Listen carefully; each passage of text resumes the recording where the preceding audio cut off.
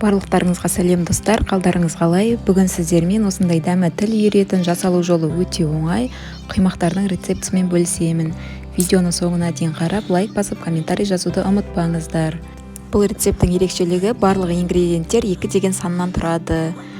Ең алдымен 2 жұмыртқамызды тегешімізге жарып аламыз.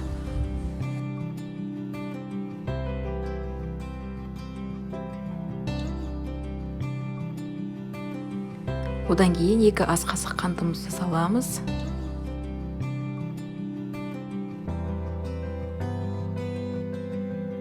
Негізі тәтті болғанын қаласаңыздар, 3 ас қасық салуға болады.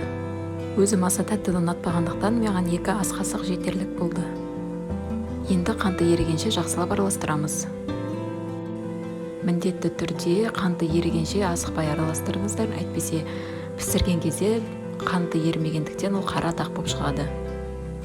Жақсылап араластырып болғаннан кейін сүтімізді құямыз. Сүтімізді құйғаннан кейін тағы да жақсылап араластырамыз.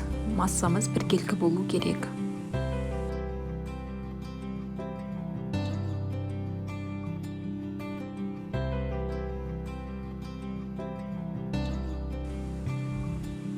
Ендігі кезекте ұнымызды саламыз.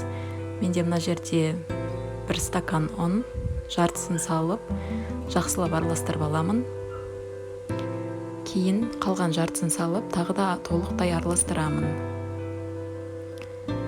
Екінші кесе ұным салғаны түсірілмей қапты видеоға, сондықтан да тағы да 1 кесе ұн салу керек. 2 стакан ұнымызды қосып, жақсылап араластырғаннан кейін 2 ас қасық күнбағыс майын қосамыз, оны да жақсылап араластырамыз. Ол менде видеоға түспей қалыпты, сондықтан қосуға ұмытып кетпеңіздер. Сонымен біздің қамырымыз дайын болады.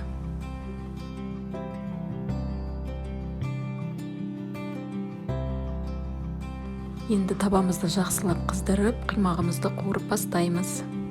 Табаларыңыз әбден қызуы керек, әйтпесе құймақтар жабысып қалады.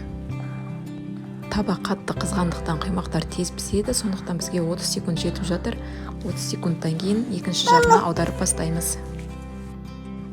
Мінеке құймақтарымыз осындай әп-әдемі болып піседі. Шамамен тағы да 30 секунд ұстап аламыз. Барлық құймақтарды осылай қуырып шығамыз.